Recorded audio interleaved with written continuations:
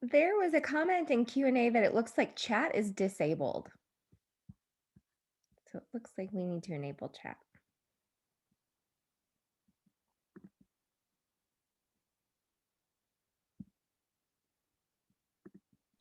Sorry about that, everyone. I had been messing around with the Zoom controls for another webinar I'm helping to host next week, but now chat is live. Great. So while everybody is telling us where they're from, why don't we begin? Welcome everyone to Jane Austen and Company. My name is Anne Ferdig, and I'm a doctoral candidate in English and Comparative Literature at the University of North Carolina at Chapel Hill, as well as the co-director of Jane Austen and Company. Jane Austen and Company is a free public humanities series hosted by the Jane Austen Summer Program. And if you hang around at the end, we'll tell you more about JASP and how to get involved this year. But first, we have a wonderful evening planned. We're so glad that you're all able to join us for the second event in our 2021 series, Race and the Regency. Tonight, we are proud to welcome Ibi Zoboi, who wrote Pride. But first, I'd like to hand things over to our colleague, Dr. Danielle Christmas, to talk about this wonderful series. Danielle? Hello, everyone. My name is Danielle Christmas, and I'm an assistant professor of English and Comparative Literature at University of North Carolina at Chapel Hill. I research and teach about the relationship between cultural production, like Jane Austen's novels, and their socioeconomic context, including the economic politics of slavery. It is this work that has allowed me to co-host this series, Race in the Regency, which will be running through May 2021. The speakers in this series will explore the role of race, nationalism, imperialism, and identity in the works and times of Jane Austen, as well as in literary and film adaptations of the period. If you attended my talk a few weeks ago on the Zong crisis in Mansfield Park and are back in anticipation of this entirely different and yet wholly connected presentation by a contemporary author, then you already understand the ethos of this series: to gather a diverse cross-section of intellectual and professional points of view and grow together in conceptualizing what race means for understanding the Regency and what Jane Austen's Regency means for our own complicated notions of race. I know that I speak for all of us when I say how, based on your presence and enthusiastic curiosity thus far, we are thrilled by the prospects of what a series like Race in the Regency can achieve. So thank you for joining us, and welcome back for this second event in Race in the Regency. I will now hand things over to Dr. Ingrid Brody, who will be introducing our author tonight.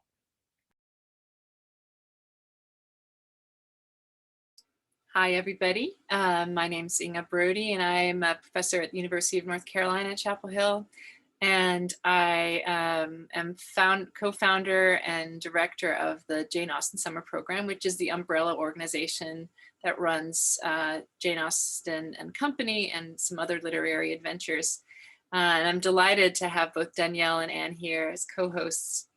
And very delighted to be introducing Ibi Zoboi, who was born in Port-au-Prince, Haiti, and holds an MFA in writing for children and young adults from the Vermont College of Fine Arts.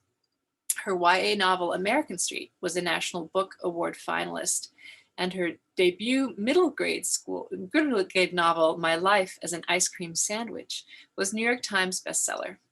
She is the author of Pride, a contemporary YA remix of Jane Austen's Pride and Prejudice, and editor of the anthology Black Enough, Stories of Being Young and Black in America. And her most recent bestseller, Punching the Air, is a YA novel in verse, co-authored by prison reform activist Yousef Salaam of the Exonerated Five. Raised in New York City, Ibi lives now in New Jersey with her husband and 3 children. And we're so happy she's here. Let me also introduce Emily Sfera, Technical Director for Jane Austen and Company, and also registrar for the Jane Austen Summer Program. She's helping us with tonight's program as always. Hi, everyone. Thank you so much for joining us. As you know, tonight's event is a Q&A event. So you are more than welcome to ask your questions to Ibi in the Q&A box, which you'll see at the bottom of your Zoom window.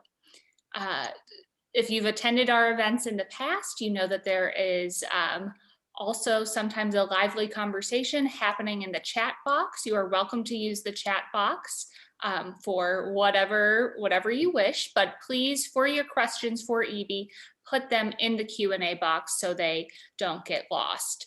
If you are someone who prefers not to see the chat box, please use the red dot on the left-hand side of the chat window to minimize it, and that way you should not see it on your screen at all.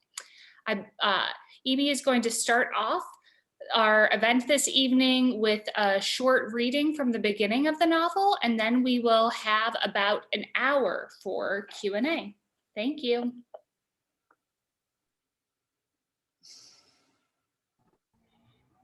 Thank you, everyone. Is this an echo? Oh, okay.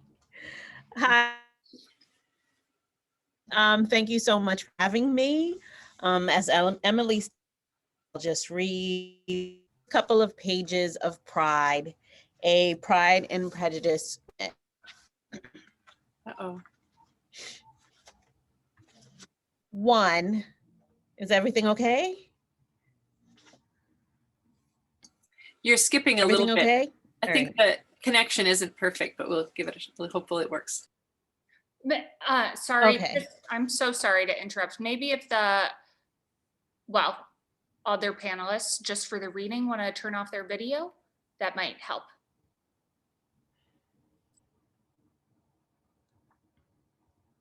All right. 1. It's a truth universally acknowledged that when rich people move into the hood, where it's a little bit broken and a little bit forgotten, the first thing they want to do is clean it up. But it's not just the junky stuff they'll get rid of. People can be thrown away too, like last night's trash left out on sidewalks or pushed to the edge of wherever all broken things go. What those rich people don't always know is that broken and forgotten neighborhoods were first built out of love. The new owners are moving into the mini mansion across the street today. For the last few months, construction crews have been giving that abandoned house an extreme makeover, Bushwick edition. They gutted and renovated the best thing on our block, that rundown, weed-infested, boarded-up house. Now it looks like something that belongs in the suburbs, with its wide double doors, sparkling windows, and tiny manicured lawn. I pull back the curtains to greet my little corner of Bushwick and Jefferson Avenues, my very own way of stretching out my arms and yawning at the morning sun. This is where I see words swim in and around my neighborhood like dust from overhead train tracks. It's all poetry. So I pull those words together and try to make sense of it all. My hood, my Brooklyn, my life, my world, and me in it.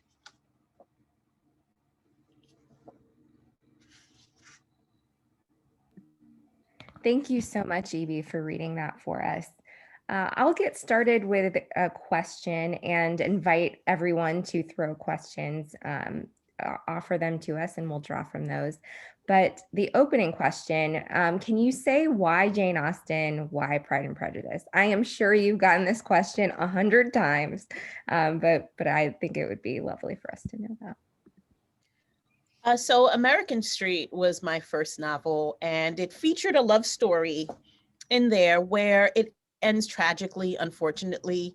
It is a social justice novel. It is about immigration. It's not from personal experience, but it is from just watching what happens to Black children in urban spaces. And I always tell young people that desperate people do desperate things, and I am addressing poverty and underemployment.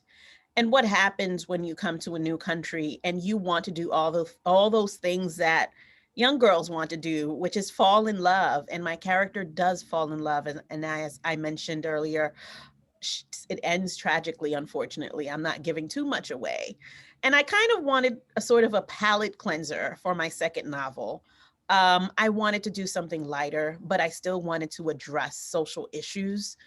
And I just was thinking about what is romance? What could the love story be?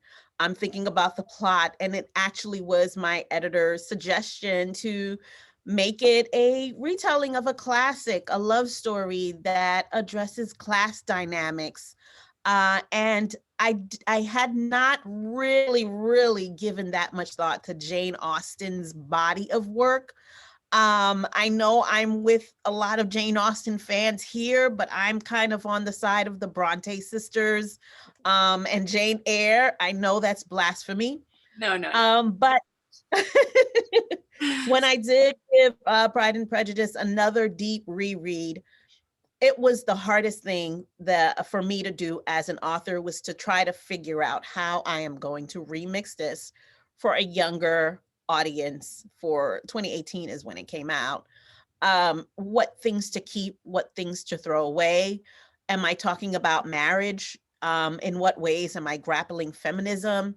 My character would definitely have to be a Black girl. What would she be thinking about? What would be the institution that is not marriage that she would have to be, she and her family and her community would be grappling with? And it's not as light and fun as like marriage, you know, in a marriage proposal, but it is thinking about the inequities in education as in the same way that there were inequities in marriage. And I thought it was just a perfect way to talk about some things that I care about. And I had to really, really, really think about how pure do I make this remix? And it wasn't, we tried to figure out how we're going to tell young people that this is like a Pride and Prejudice thing, right? Is it a retelling? Is it just like, am I borrowing from it or inspired by it? So the word remix came into play. And when I do my school visits, I define for them what a remix is in terms of music and hip hop and all of that. So yeah, it was a process. It wasn't like I jumping right into it, but I had to think about voice, characters, writing style, all of those things. So it was not a light decision at all. How much do you identify with Zuri? If you could want to tell us a little bit about your own connections to Haiti and maybe where you went to school. So I am Haitian American. I'm more Americanized than anything, but I am talking about a neighborhood of immigrants, and I grew up in the neighborhood of Bushwick, and not Bushwick not the Bushwick that I remember when I was a child. The Bushwick that I know now is one that is gentrifying, where there are people with more money buying up places, and they have to live next door or across the street from people with much less money. And young people have to interact in that way, where you will have a kid that goes to private school having to interact with a kid who's going to the local public school, and what sort of conversations would they have? And if it's a love interest, how is that going to clash or, you know, meld? So did you go to, what kind of schools did you go to then? I did go to Catholic school. While my family was not wealthy, but we came from my mother is just used to Catholic education in the Caribbean. And as an immigrant, she wanted the very best. And she did look down at the local public school. But I am addressing a lot of young people who do attend the local public schools, and the schools are under-resourced. And I am addressing the people who move into these neighborhoods and do not want to send their kids to the local public schools because they're under-resourced, but they don't want to bring their expertise or their own resources to make the schools better. They send their kids outside the neighborhood to better schools or private schools, which is the case with Darius Darcy. I want to ask about a different character, Marisol Benitez. Mary Bennett is often so overlooked, but I loved your interpretation of her as somebody who wants to go out, make money, you know, make a life for herself. What inspired you to transform the character of Mary Bennett into Marisol? So the way I saw Mary Bennett, she was just gung-ho about marriage, right? About the institution. And I'm like, okay, how can I translate that for a modern teen? If it's not necessarily education, it's upward mobility. because the Bennets were all about upward mobility. This was their way up. This was their ladder, social ladder. And it's marriage is not the social ladder for young girls now. Absolutely not, despite what we see on TV with what I mentioned when before we came on with Married at First Sight and all of that. Marriage is more like a thing that we wish for, or something that we dream about. It is not the way that we move up in the world. But for a girl from a working class community, education and money is. Marisol carries around Suze Orman books. She's trying to make it out and make it up in the way that the Bennett sisters wanted to make it out and make it up out of their family. That was their way out, and that was Jane Austen's way of addressing feminism. I had to think about another way to address feminism for a 16, 17-year-old girl. Now, it's not marriage. It's not dating and courting. It is learning about money. She wants her own bank account. She's thinking about investments and stocks. And Zuri's thinking about a job security, and having, wanting to rent an apartment. She doesn't have big lofty dreams of owning a mansion, but she wants steady income, right? And it's small, but it's the thing that will give her just a future, something that will just make life a little easier for her. Thank you for that. I wondered if you would say something about your decision to transpose Pemberley and Howard University, which for our international friends is a historically Black college. Was this book meant to encourage young women to pursue higher education? Did you go to Howard? So yeah, if you wouldn't mind saying something about that. So no, I did not go to Howard. Yes, it is the higher education part. It is part of, if it's not going to be marriage, I'm just driving home this idea of education being the way out. And I didn't want it to make it your typical, I want to go to an Ivy League, or I'm trying to get into Harvard. She has realistic goals. She didn't go to the best school. She's not extremely intelligent, though she reads. So Howard is accessible to her. And even though it's only in DC, 3-hour bus ride away, this is still far away from her family. This is still an adventure for her. In the way that, Lizzie Bennett was not trying to marry the richest guy in town. She didn't have these big, lofty dreams. And so Zuri doesn't have dreams of make it into an Ivy League. It's something accessible, and it's just the next step up. She could have, aspired to go to a community college, and she's that type of girl. She'll make the best of a community college education or a public education and be an elementary school teacher or a high school teacher, and that would give her some income, to be able to afford an apartment in her neighborhood. This is your average girl, more than your girl next door, but I just wanted her to I just wanted her to be your typical teen girl coming from a neighborhood like Bushwick. So I'm going to read you this double question from one of our listeners. I love Pride. American Street was prose, if I recall correctly. Punch in the Air is a novel in verse. Was it hard in Pride to switch between the two in this novel versus a novel where you write one or the other? And also, can you talk about the audiobook read by the fantastic Elizabeth Acevedo? Did you work with her on performing the poems? Thank you so much. And I still am nervous about being here, right? And I was nervous when Pride was released because I know there are Jane Austen purists.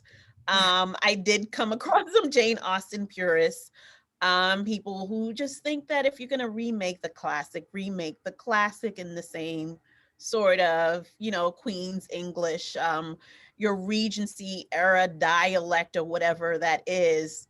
And I, and if I'm ever confronted with that, I push back. And there are other books that have retold Pride and Prejudice that kind of stick to the tradition of that sort of Regency era aesthetic. Um, so I feel like I can write anything. And I'm not saying everything that I write will be great, but I do write poetry, I do write prose, I do write for middle grade readers. I have a picture book coming out, and I feel like I want to do all the things. So Pride was actually much longer than than it was now. 40,000 words was cut out Whoa. because I was really getting into this idea of different types of love and really trying to deepen some of Jane Austen's ideas in terms of more banter between the two. There was way more banter and way more intellectual debate.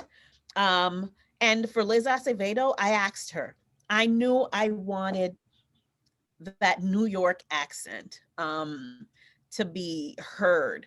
I think people will come to the page and be like, I don't get her, or the writing is bad. And then we'll love the audiobook. Well, she's reading the words on the page. You're just hearing the cadence.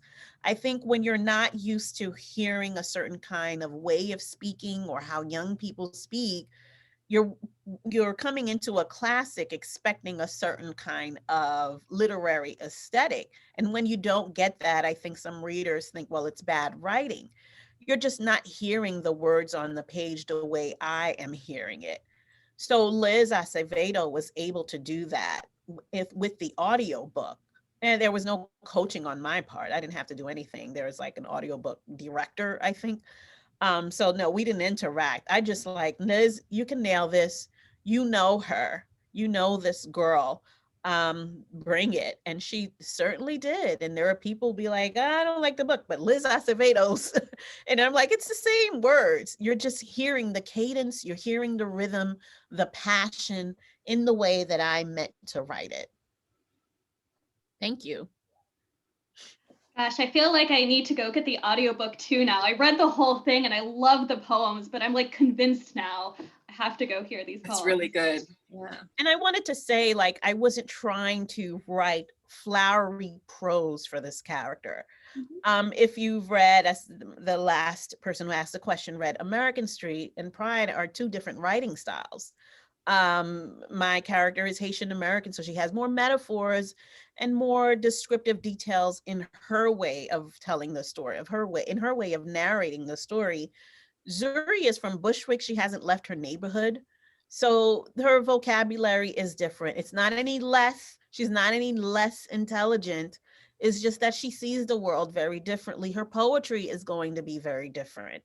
And that's all part of voice, right? That's the voice that I chose for that character. Mhm. Since you're a Bronte fan, one of our participants wants to know, did you ever consider a remix of a Bronte novel? I have not. Jane Eyre is Jane Eyre. No, I have not. I think I've heard of a remix of a Wuthering Heights or something. But if there's any, I am a Bronte fan in terms of women, Regency era women writers, but outside of Regency era women writers, I am a fan of The Great Gatsby. So that's if I remix another classic, it would have to be The Great Gatsby. And I know that it's something recently, it's just been put into public domain or something like that. Okay, there's an opportunity. Yeah. So, and Dorothy Gilstrap says, you beautifully delivered a remix of Pride and Prejudice. Pride and Prejudice. What was the hardest subject in the book to translate into a modern theme? I think trying to create a wealthy Black family and not make them too stiff or stereotypical. That is outside of my experience.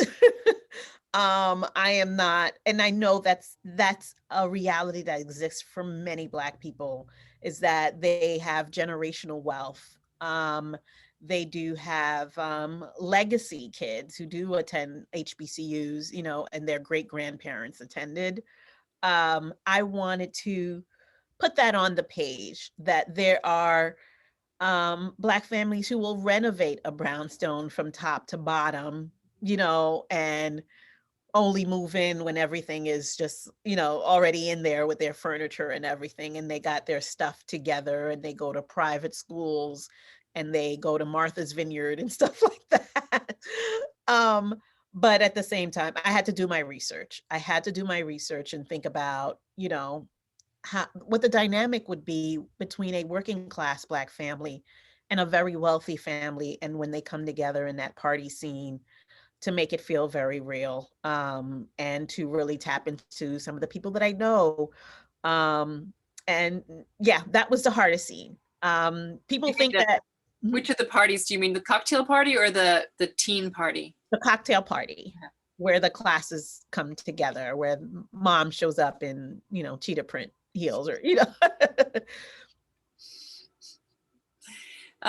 Did you read other Pride and Prejudice adaptations before you wrote Pride? No, I did. Eligible I started reading, and I started reading and I was like, oh, that's not what I'm trying to do. So I watched the Bridget Jones Diary. I wanted some humor in there. So unfortunately there weren't a lot of retellings of what I was trying to do. I was just like, I guess I'm going to have to start from scratch. I was thinking this almost started as a third person. This almost became a third person novel, in the same way that Pride and Prejudice is. And I was watching a Netflix series called Dear White People. And it's like set on a campus, but there's like this narrator with this British accent in the same way that Bridgerton is, but Bridgerton wasn't out when I was working on this. So you see how Bridgerton has this like overseeing narrator with this British accent. Who is that narrator? Julie Andrews. Julie Andrews. Oh, right, of course, yeah. So I wanted this like omniscient third person perspective, but my editor and I talked about it, and the whole goal is to make this accessible to young teen readers, and we felt it was moving away from Zuri. We wanted teen readers to connect with Zuri, so this is why it's first person, it's close first person rather than this third person, sort of just like observant, making these like social commentary type perspective. What has been one of the most surprising? I did see Aisha at Last did not come out until Pride came. It wasn't out when I was doing my research. Or I didn't see it. I didn't come across it. Well, and then there's also Pride and Prejudice in Atlanta. Pride and Prejudice Atlanta. Have you seen that one? I think that came out after your book. I wondered. So that's a series? Yes. Well, it's a TV movie, but I wondered whether you had inspired it. I don't know, but I did see that. But Pride is in development for HBO, if you don't already know that. Yes. So we have a few questions about that, actually. Yeah. Would you be willing to talk about your role with the HBO adaptation and what we could expect from it? Wow, I did meet the screenwriter via Zoom, and the executive producer, who is Natasha Rothwell, who plays Kelly in Issa Rae's Insecure. Don't confuse like Kelly the character with Natasha like on Twitter, right? Natasha Rothwell was very serious about this. And she read it on the plane and fell in love with it. Somebody recommended it, or she saw it and she read the book, and she was looking for YA novels because she'd been a theater teacher for high schoolers, and she was in some YA book to TV series adaptation. I think it was Becky Albertelli's Love, Simon, or one of those, where she'd been a teacher, where she was played a teacher. So she was looking for that same kind of feel, and she loved Pride, and she the screenwriter is going to bring a certain kind of magic to it. So it's going to be a dramedy, which is drama and comedy, and it's going to be a series. And that's all I can say for now. Where it's still in development, so it's Hollywood, so things could go wrong or things could go right. So I've got my fingers crossed. We'll cross Right. them as well. The cover art for Pride is gorgeous, and I know that most authors do not have any say in what the physical book looks like. But did you get any input and steer the publisher in any direction? It really is gorgeous, and not all books are. Listen, it was going to be something completely different. I had a lot of input. I had a lot of input in this cover. I'm so, in terms of, I didn't choose like that back, I didn't choose what it looked like now, but it was a conversation about how I wanted my Zuri character to look. The end papers are beautiful.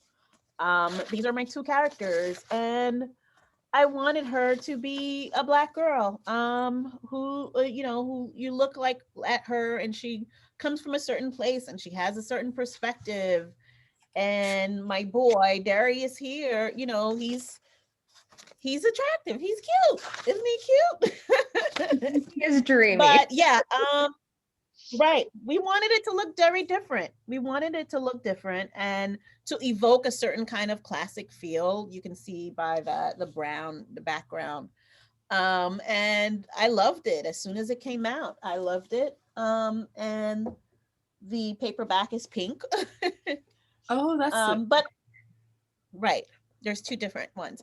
And overall, we want this to be accessible to young people who may be assigned Pride and Prejudice in their classroom, and maybe they can't get through it for somewhat reason, or they do get through it and love the story, but what if they could find characters who look like them? So this is not to replace, I do not want this to replace the classic. This is can be taught alongside the classic. And I want teachers or educators to know that there are young people who probably cannot wrap their minds around the original text for a number of reasons. Maybe they are newcomers or English language learners, and you still want them to be aware of the dynamics in the original text. But this is a way to present the same ideas of classism and a girl trying to understand her place in the world and the new people who are around her, in a way that's accessible. And that was part of like the cover art too.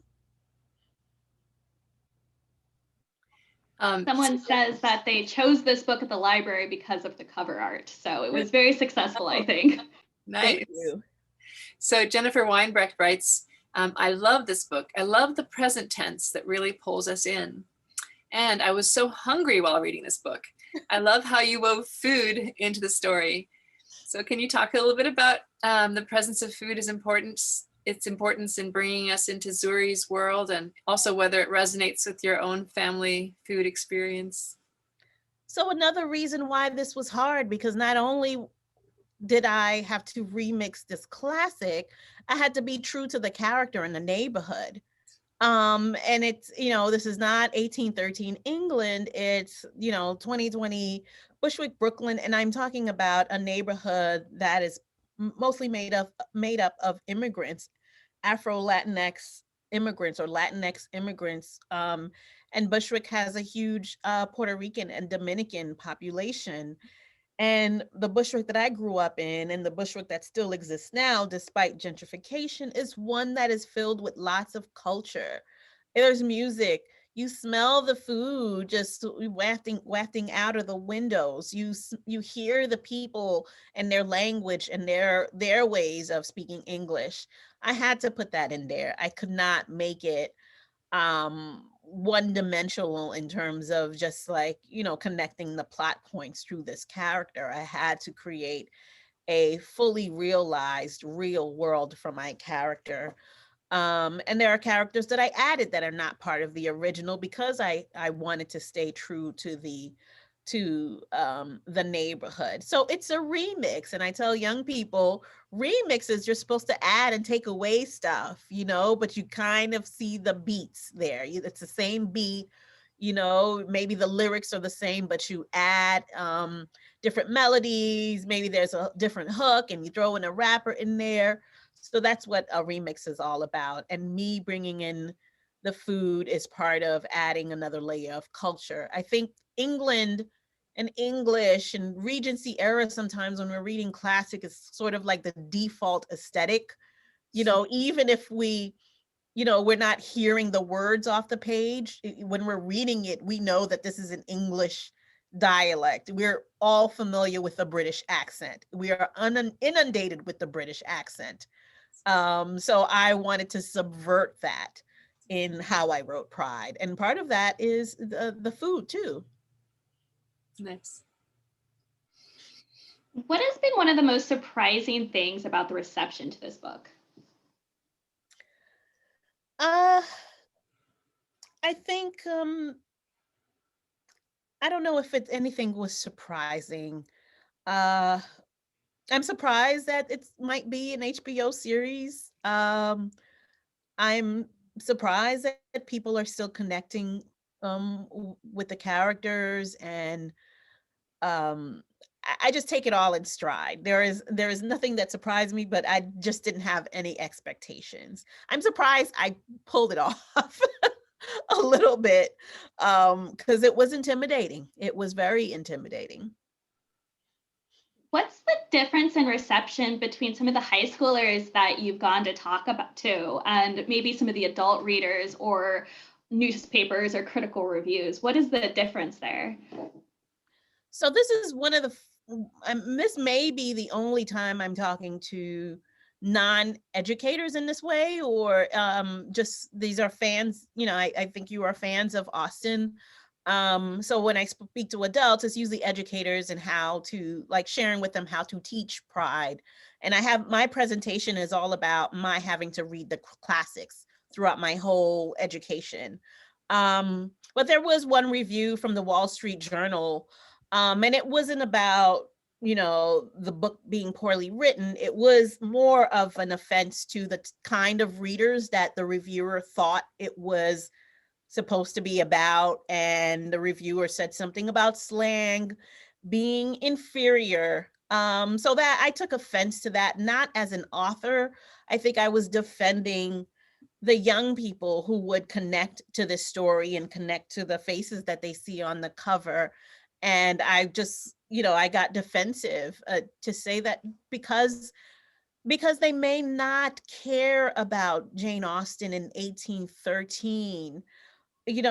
That's a reality that they might not care. And here's something that is an homage to that book because it's a classic for a reason. But here's a way that we can make it more accessible to them, because Jane Austen was talking about something very real and still relevant for our time today. Here is a woman, she's trying to grapple with class and love and marriage and why she needs to do these things in a time when most women were not questioning those things. And I, brought it up to are we in the 21st century? Yeah, 2020, and just making it accessible to young readers. But that reviewer, I was defending the reader, because there was a line in that said, to those readers, that pissed me off. And that's probably the only time I said anything about a review, and I wasn't trying to write this to make it a literary classic or even an award winner. Here is something fun. Here is something different. And I had fun writing it. It was hard. Someone else could rewrite another Pride and Prejudice remix with the same, with Black characters, and it would be told very differently. That's the fun. That's the fun with classic. That's what makes it fun. Divinay Lucer wants to point out how much she appreciated your response to that review in the Wall Street Journal. I didn't see your response, but you get props for that. It feels like a keep it real moment. I wanted to ask about your writing process, how long this book in particular took to write. What was like the laborious part of it? What was easy about it? If you could say something about that. It must have taken me 18 months. No, maybe a year to draft and another 6 months to rewrite. It should be the other way around. But we were on a publication schedule. The most laborious thing to do was to revise it and try to fit it into the original. Try to get those uh beats, right? Those plot beats in the right moments. Maybe there was too much dialogue in between Zuri and Darius meeting to when they have their first little banter. I probably had, I had to shorten that moment. What was going to be the thing that the sister does, Um, so that, I forgot Layla and Kayla, the twins. So I had to reinterpret that for a modern time, something with text and nudes, that sort of thing. What would be the thing that would bring shame to the family? Thinking about those dynamics and the Wickham character, what would be the equivalent for a Wickham faux pas, for a teen? So those were the most laborious, just thinking about translating those plot points for a teen audience today. So our current US Vice President is a Howard University alumna. Have you had any reactions to your prescient selection of Howard as part of Zuri's path to make it out and make it up? Oh no, whoever reads it. I'm not in Howard. There are other authors who are Howard graduates, and I'm not, I just respect that institution. So whoever reads it, I'm sure there are young people who are gonna be like, I want to be like Zuri, I want to go to Howard. So it was just a nod before I even knew that, there'd be a vice president who would be in who a vice president where Howard would be their alma mater. You've spoken a little bit about some of your classical influences, but what are your favorite books or what are some other literary influences for you when you write? I'm all over the place. I an Octavia Butler fan. I am a Toni Morrison fan. Any writer coming up, look to those. Those are they set the standard. In terms of middle grade, I like Nancy Farmer's books. In terms of romance, Beverly Jenkins is a romance novelist that I go back to, that I probably need to read more of. My influences come from different places. I love beautiful language and just deep social commentary. And it would be a different book that I visit from time to time. Right now I'm watching Outlander. It's inspiring a YA novel. I probably need to pick up those books too. Do you Is it think Outlander or Highlander? Outlander. Outlander? It's Okay. Outlander. Oh. And it's so good. Do you think that this book will steer more YA towards Jane Austen? Is that beside the point that they pick up Jane Austen? Where do you see, what would you like your readers to pick up next? I do. I have seen young people read where they'd comment and say, now I want to read Pride and Prejudice. I would want that. I would want them to say, okay, this sounds interesting. Oh, this is a remix of a book. Well, let me see how they did it. That's usually how it happens for me. It's kind of like you see the movie and now you want to read the book. So this was like the movie, like the and I would want them to do that, to deepen their understanding of the ideas, to see what it was like in 1813 for a woman in England and how far we've come, and think about feminism for, in Jane Austen times, and feminism in our times, and how that's changed over time. I would want this to be taught in a college classroom about feminist literature or comparative lit. I heard someone is a comparative lit professor. And I did take a feminist feminist literature class in college, and I remember us having to read Jane Eyre and Wuthering Heights and the Kate Chopin's Awakening and the Yellow Wallpaper, and it was all white women, and I don't remember reading Black women or contemporary feminist novels. I would have wanted that mix in that course. So I hope this is taught in a college classroom. And when we teach novels, maybe they don't have to be highbrow literature all the time. It's just another perspective. Here's something you could read over the weekend while you grapple with you know, Jane Austen's body of work, you know? So yeah, I do want young people to just, you know, if they read this in maybe, well, the thing about YA, it's not that teenagers will read it. Middle schoolers read YA. Because I think my daughter, one of my daughters was 12 or 13 when I put this out, you know, and she read it. And then she may have to read Pride and Prejudice in high school. So it's not that I want them to read this in high school and read Pride and Prejudice in college. It could be younger too. They could read this in the 6th grade, and you know, by the time they visit Pride and Prejudice, it'll be 9th or 10th grade, and they would have had an idea of what the story is all about. Well, I'm teaching it in my Global Jane Austen College course, so there you go. It's definitely being taught. Oh, global! I love it. Yes, wonderful. I loved Madrina, and I thought she was such a fun character, and one of your additions, right, to Pride and Prejudice. I was wondering if you could tell us a little bit about Santeria, or this background of her celebration of Ochun, which I don't really know that much about, and why was this an important aspect of, I think, Haitian culture to include? So it's a Puerto Rican culture. And what I love about novels the most is how deep they can go into any given culture. And what I said before about, you know, this British accent being sort of like the default accent for for anything intelligent. You ever notice that when somebody's really smart, they end up having British accents for whatever reasons?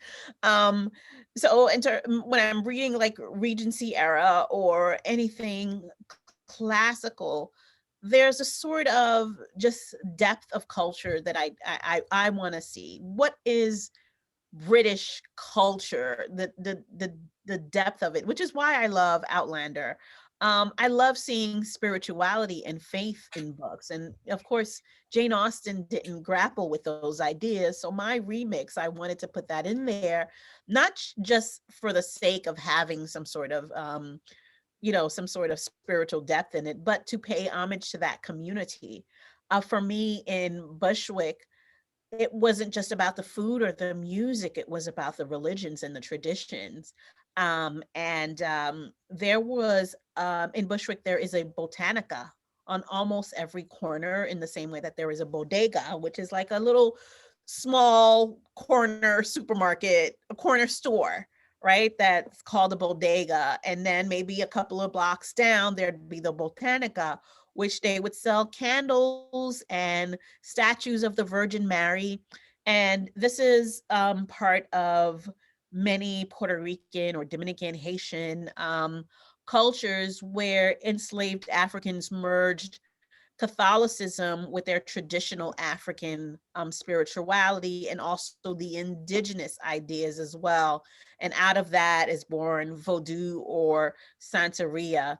And in Bushwick, when the Bushwick I grew up in, every morning you would hear a rooster or a chicken, a rooster crowing or a chicken clucking. And that was part of the tradition where they sacrificed chicken. It sounds terrible, but that was part of the culture. And then there'd be drumming on a random Saturday night. This was part of the ceremony, and I wanted that character to be in there as some sort of guide for Zuri to talk about love. Oshun is a deity very much like Freda and Aphrodite. She's the goddess of love. So these cultures have their own versions of mythological deities that are found all over the world.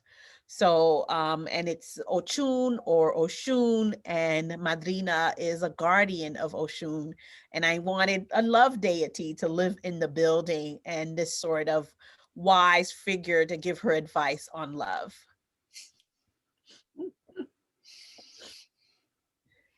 We have a comment from a participant saying they love the college visit portion of the plot and wish there were more YA literature that portrayed the college selection process, which of course you go into such great detail through in the novel. Can you talk about the process and the thinking regarding including this specific process, especially since this wasn't something that was a reality for Elizabeth and Mary Bennett in the original novel?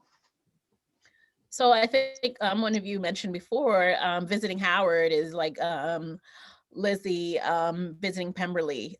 We needed to take her out of the neighborhood to expand her world a little bit. And where could she go? You know, if marriage was the aspiration for the Bennett sisters, and education is the aspiration for the Benitez sisters, so what better way to include this sort of aspirational like journey than to show a college visit? And of course, Darius has to be there too, you know.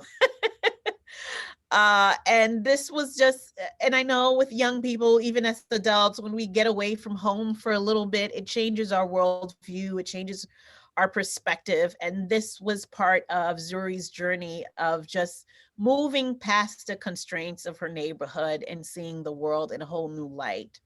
And you know, we needed them to be a little mature. So of course, Darius drives interstate. It wouldn't be a YA without someone driving and having some sort of independence in that way.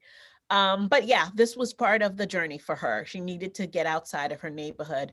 And I want, and you know, anyone who's listening, New York City is big and it's cosmopolitan, but it is a very, very much a reality to have young people stuck in their neighborhoods and not venture out much, even if we have access to public transportation.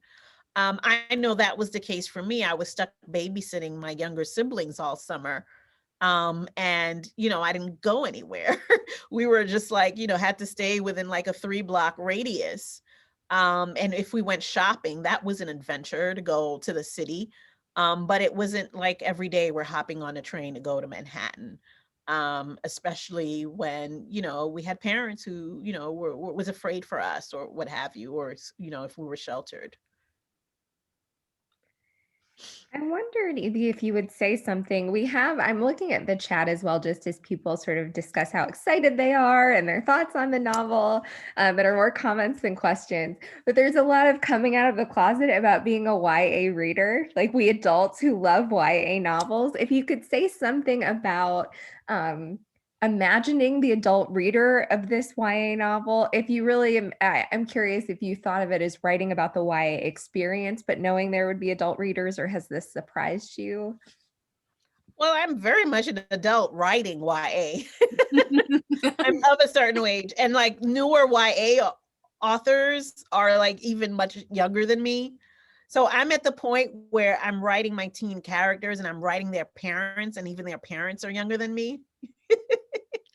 But I don't feel any type of way about it. I see myself as an edutainer, like I'm entertaining and I'm educating at the same time. There is wisdom that I could impart onto young people vis-a-vis a YA novel.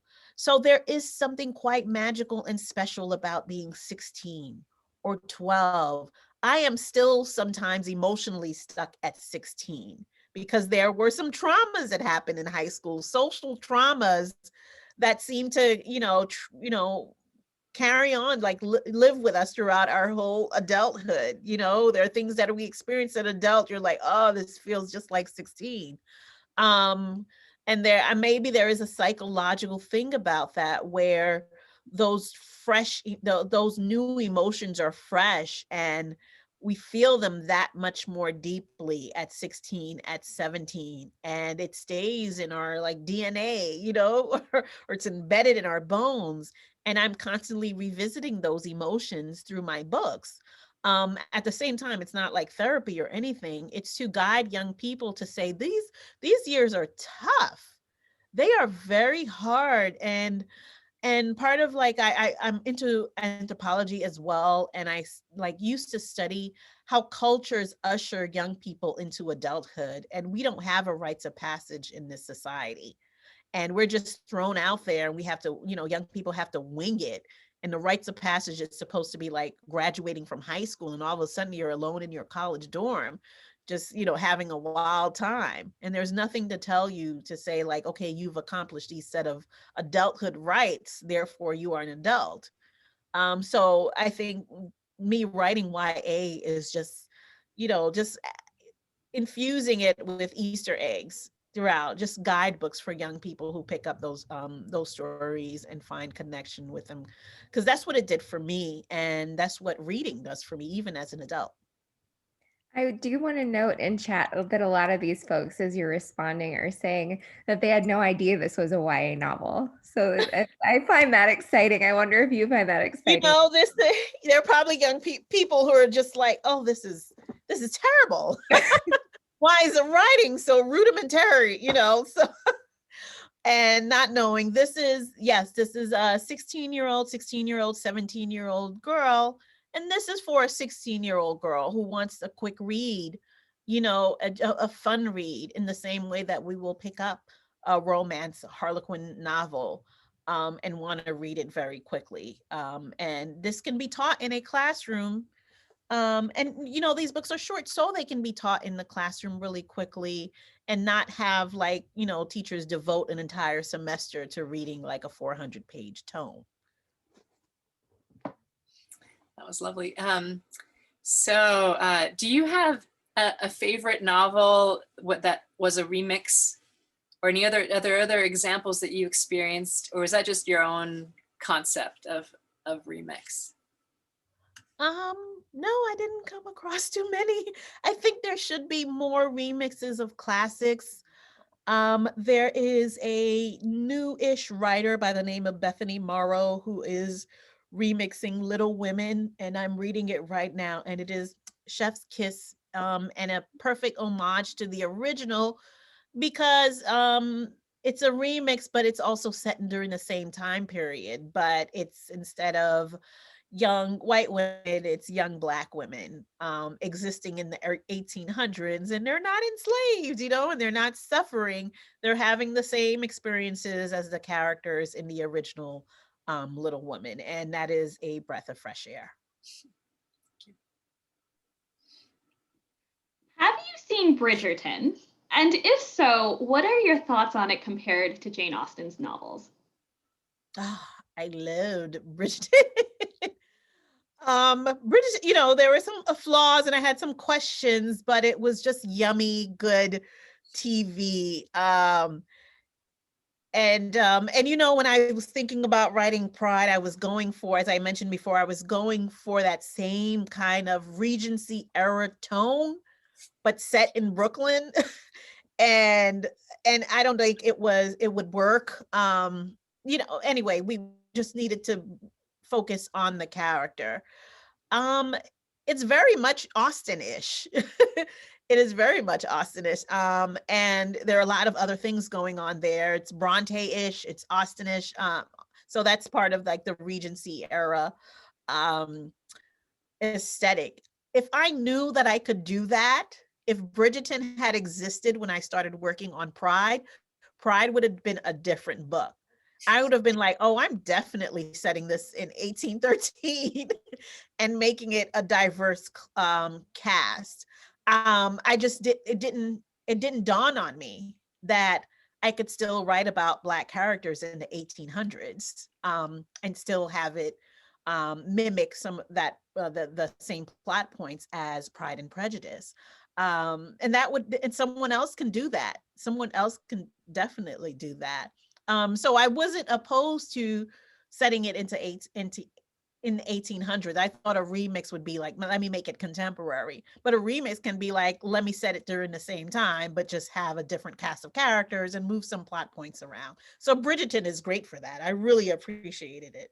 I really liked watching it. Susan Ellen Ford, aside from saying that she loves the novel, she says the Benitez family is much more functional than the Bennett family. Can you talk a little bit about that choice?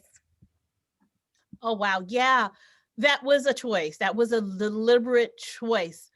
I did not want them to, I didn't want, not want them to be dysfunctional. I wanted to, Mr. and Mrs. Benitez to have a loving relationship.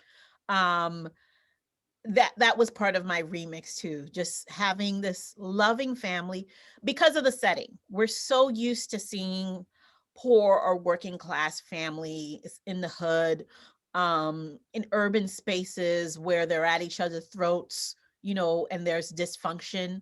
The dysfunction, if I translated that dysfunction into contemporary Bushwick, it would send out a different message. And I wanted to subvert a lot of the things. So I said, okay, yeah, they're in a 1-bedroom apartment. There are 7 people squeezed into that 1-bedroom apartment, but they joke and have fun. To me, that's more real, right? If I'm going to write a love story and I'm going to make this light and full of joy, I wanted to subvert some things because they would not translate well for a Black working class family in a poorer neighborhood.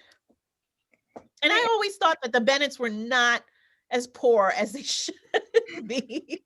Maybe there was still some comfort there, It's They had just servants. like middle class and rich. Right, right. I'm like, they're not poor enough. It was more And what's going to so I happen when the decided, father like, dies. so right. So I didn't want to Zuri to come from a dysfunctional too poor family. There's enough to feed a neighborhood. There's enough coming in. It's just not enough to get a bigger apartment because it's New York City, those sorts of things. A quick piggyback to that. I just wanted to hear if, so you said you were really deliberate about sidestepping Jane Austen's sort of that messy part of the Bennett family. Were there other things that you were like, this is a hard no, right? Like this is in the novel, but this is not going to be in my novel. Uh why am I forgetting the cousin's name? He was just a character that came in and out. Collins. Yeah. Yeah.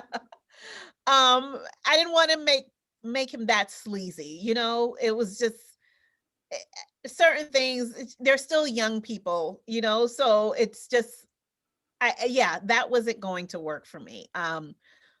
Wickham to making Wickham I think they're still similar in that way. Wickham and Warren. Warren is the Wickham character where he goes to private school. He's Darius's friend, but he's still sleazy, in the same way that Wickham is. So yeah, I had to think about the different characters and what to consider because of the age difference and that it's contemporary.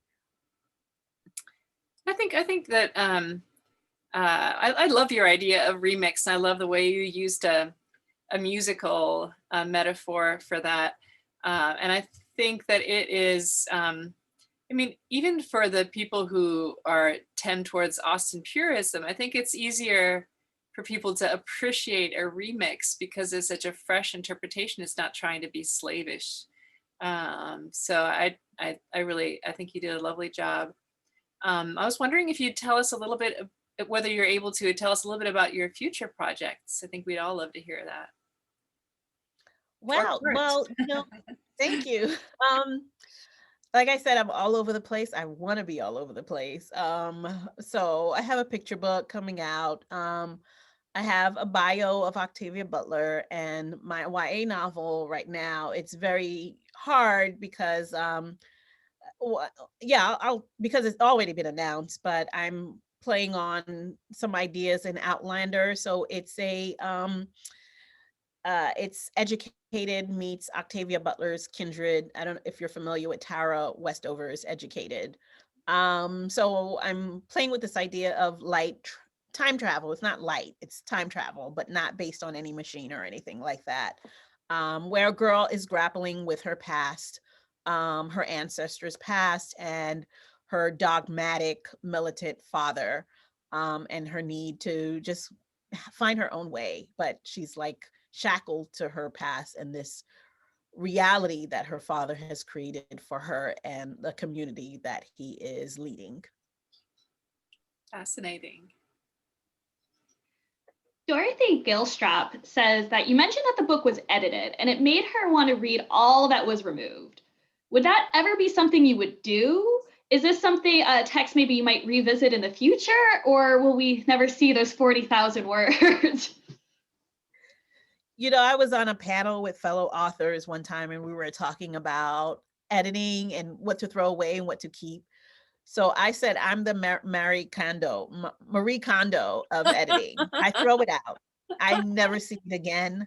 While others hoard their edited texts, I throw it out and start anew. So no, you are never going to see those 40,000 words.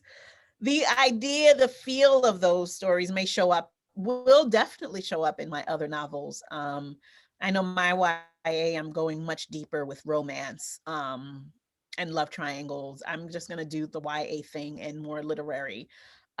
So the thing that I wanted to do for Pride, I wanted to deepen it and make it a little more literary and just more conversations about books and have Zuri be a deeper reader.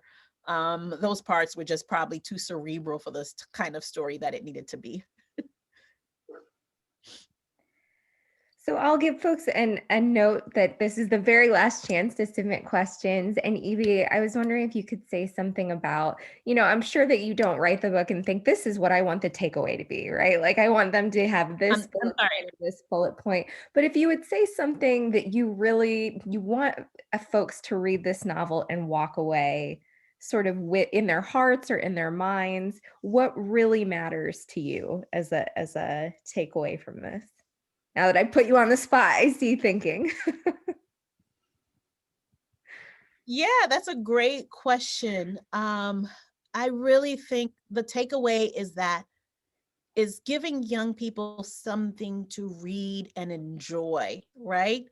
When they open a book, I want reading to be pleasurable and not a task, not a burden, not a job, not something intimidating. And I have to say it that the classics can be intimidating. They're intimidated for me. The little texts are so small and there's these like long sentences that last a paragraph. They can do it. It's not to say that they shouldn't have to do it, but books like this can be stepping stones. I know that as a freshman in college, because I wasn't prepared for reading critically and reading closely, I struggled with Toni Morrison's Beloved. And it was the first time that I was reading about slavery. And here's a book that I could connect to, that could make sense of my past. I didn't have the critical reading skills to understand what was going on on the page, because I had to read Red Badge of Courage and The Scarlet Letter in the 10th and 11th grade. And I didn't, because it was intimidating. I had Spark Notes. I didn't cultivate those critical reading skills because no one handed me a book that I wanted to read and that I wanted to finish. The book that I ended up reading and finishing and loving was a thick book. It was Alex Haley's Queen, and I only found it because there was a movie, made for TV movie, and it starred Halle Berry, and I loved Halle Berry, and I picked it up on my own. So it's so important to have a book that young people can enjoy, and they could just, sit somewhere or lie under the covers and fall into those pages and it not having to be a chore. That was the point. I think you make the reading kind of a full body experience, a little bit like the way in which you're constantly, I think you frequently describe Zuri's experiences, like she laughs with her whole body or smiles with her whole body. I think that is you successfully draw us in that way as in so many other ways. Thank you. I think we're out of time for questions, aren't we, Anne? Okay. Wow, this was great. I didn't expect such a large audience. I loved it, appreciate it. I've never really gotten so deep with this book, and so this was a breath of fresh air. Thank you so much for having me. Thank you. You, Ibi. This was fantastic. And everyone in chat is raving about how excited they were to be here. We would also like to thank everyone who's participating and was able to attend tonight. Thank you for joining us. There is a quick word from our partner, the Chapel Hill Public Library. Maya. Hi, everybody. I'm Maya James, a staff member at Chapel Hill Public Library. And on behalf of the town of Chapel Hill and the library, thank you so much for being here. And thank you so much, Ibi, for an amazing session tonight. It was really, really engaging and enjoyable. We're so pleased to be teaming up with Jane Austen and Company on this exciting series. And we'll also be helping to set up an upcoming creative writing workshop and contest, which is going to take place in late April and May as part of the series. So be sure to be on the lookout for that once it's posted.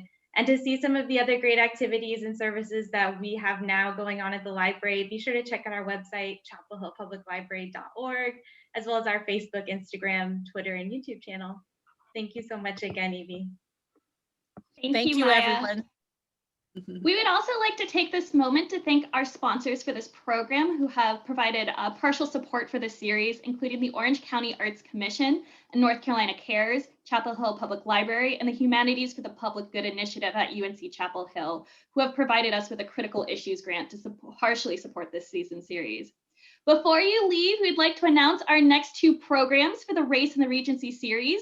On March 16th, Professor Patricia Matthew will be discussing sugar, consumption, and abolition culture in the Regency period.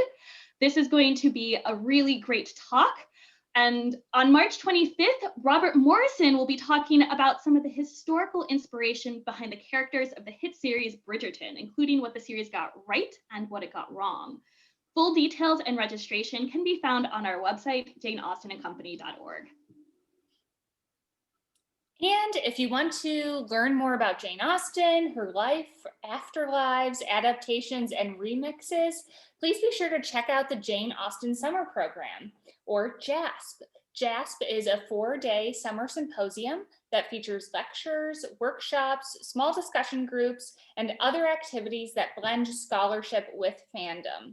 We are so excited to announce that this year JASP will be completely virtual, and we have planned a slate of exciting events that you can enjoy from the safety and comfort of your own home.